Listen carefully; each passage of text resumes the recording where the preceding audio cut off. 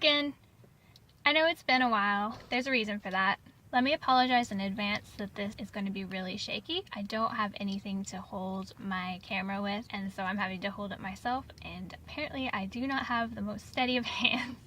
So if you're wondering why I'm recording this in a car, it's related to the reason I haven't done any videos in a while, which is I've moved. With moving, I moved from a house to an apartment, and basically I have no privacy there. My bedroom is a futon in the corner of the living room, so if anybody wants to watch TV, they're like 5 feet away from me. And because it's next to the living room, there aren't really any doors to close off my own space. There's a little hallway right next to where I am that leads to the kitchen, so anytime somebody wants to get a midnight snack from the kitchen, I hear them. And besides that, the walls are really thin. I can hear my neighbors talking, I can hear when the kids cry, I can hear when a dog barks outside, I can hear cars going by in the street. It's not so noisy that it bothers me to be there, but it makes me so aware of people being able to hear me as well that every time I've tried to record a video, I find myself just whispering, and it sounds really awful. So I finally decided today, after my 5th or 6th time of trying to record a video and just talking like this, that I was just going to get in my car and go to a shopping center and park at the very back where nobody was going to be anyways, and just sit here in my car and record. Because for some reason, I am more comfortable talking at a normal volume in my car than I am in my own apartment. Oh, that was a lovely face.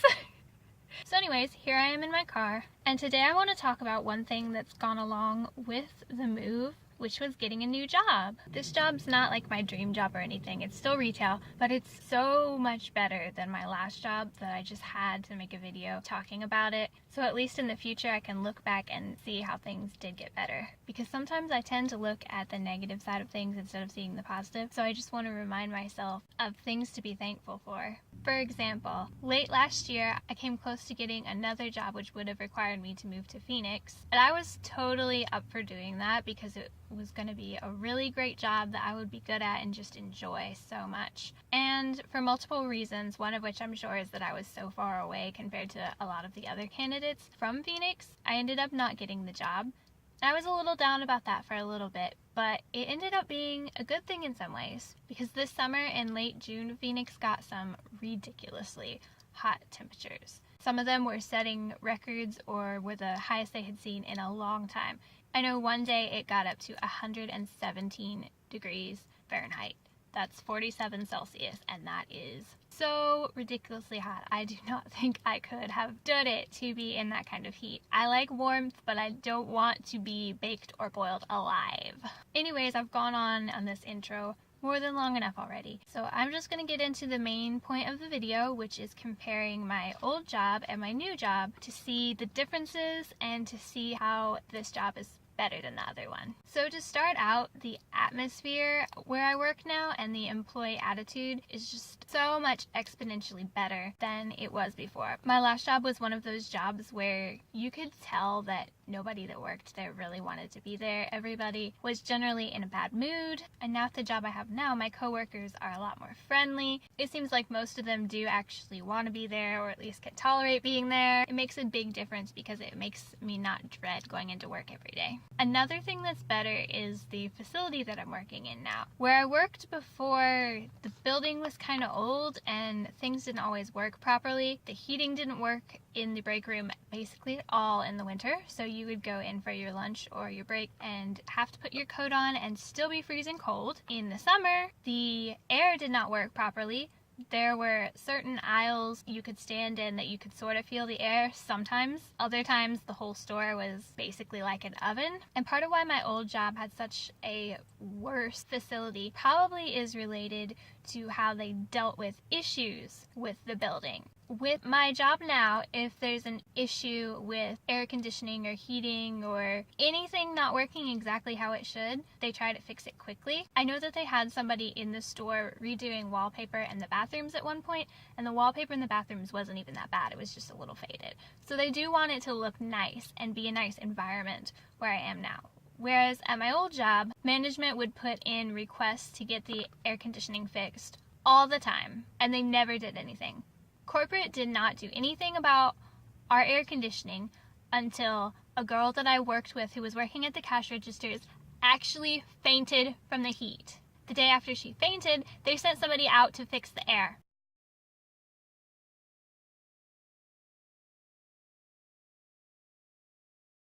Another way that my last job and my current job are different is in the training I received. My last job, their idea of training was basically let you sort of shadow somebody for a day or two while they're working and they don't really have time to do much more than explain very basic things to you. And after that, without any sort of formal training, any sort of formal explanations, good luck. You just have to do it, and if you need help, call for help. The thing is, the store was so chronically understaffed that it usually took them a while to get there and actually help you. In contrast, the job that I have now, they actually do train you. They give you time to sort of be around and shadow somebody. They also have these training booklets that you can look through that explain all the different processes and what needs to be done and gives you little exercises to practice so that you know what you're doing. Another difference between my last job and my job now is the customers. Nearly every customer that I'd worked with at my last job was in a bad mood, to the point of just being rude to the people who worked there. An example I can give from my last job is that during our back to school sale,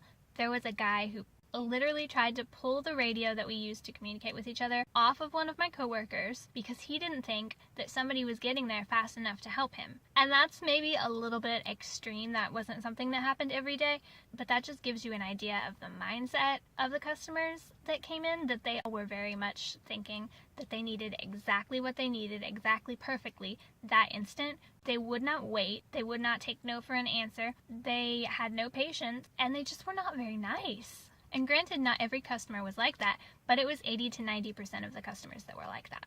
In contrast, my job now, most of the customers are friendly, they're patient, and they understand if there's something that we can't do right that second, and they're generally nice to us. And that sort of leads me into what I want to talk about next, which is the support that we got from management when customers are not acting as they should be, or just in general. At my last job, management didn't always stand behind employees, and I don't mean when the employee's in the wrong. Obviously, if an employee does something that's wrong, like if they do something really rude to a customer, then management shouldn't be standing up for them. But that's not what I'm talking about. At my last job, management basically caved to customers and gave them whatever they wanted no matter what. Basically, management would do whatever they could to make the customer happy, even if it wasn't the right thing to do. Or if we had to say no and the customer wouldn't really listen, the management wouldn't necessarily give a hard no. They'd just be like, oh, it's up to you, employee, to say what you need to say. When I was working in the print shop, I had a customer come in about an hour or 2 hours before close one night who wanted me to do a big project by the next morning. I could maybe have just gotten it done if I didn't have any other things to work on, but I did. So I kept trying to tell him no, and he was not listening, and he even tried to bribe me. He was like, will this $20 bill make a difference? No, it won't.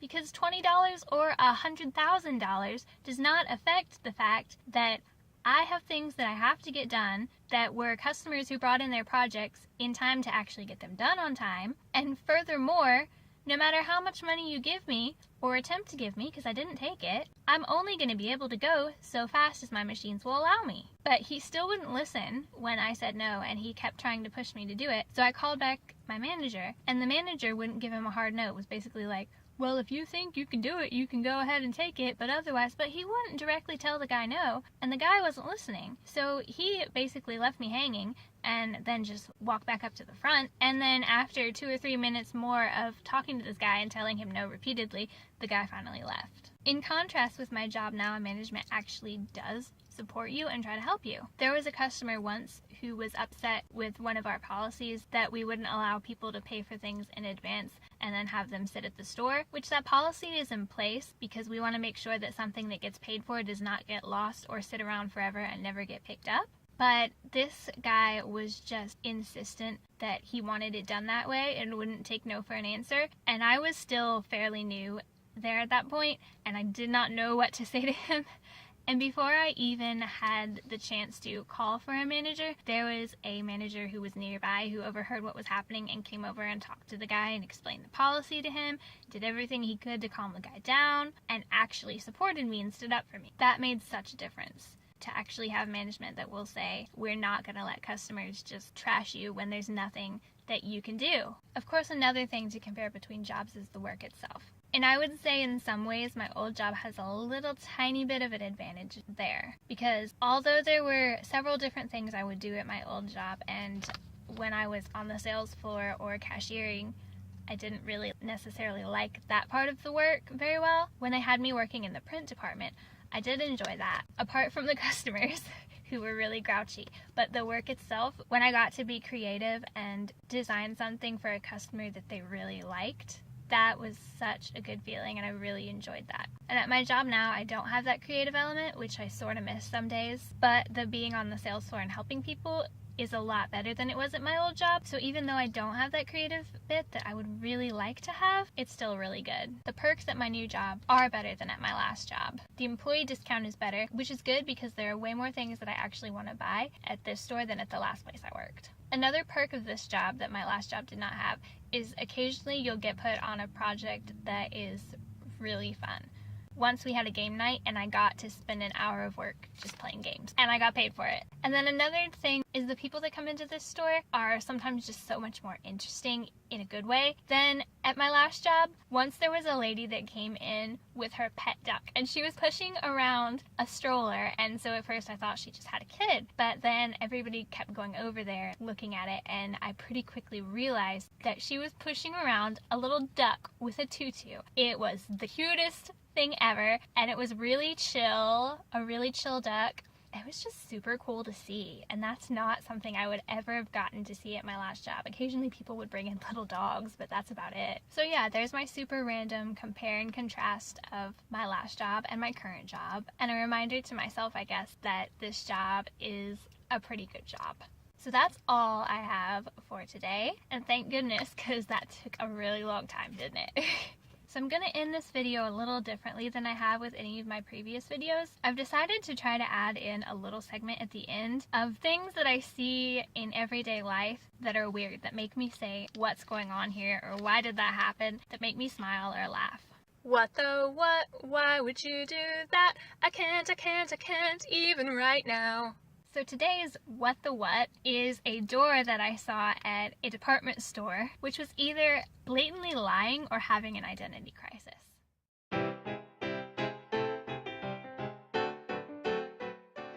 Alright, so that's all for today. See you in the next video, and remember to spread kindness and stay epic! Bye! Why do I talk like that? I have a weird face. I make funny faces, don't I?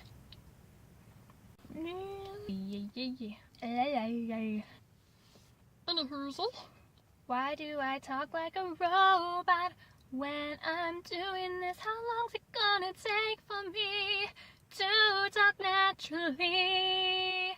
Hopefully someday. It'll just have to be awful then.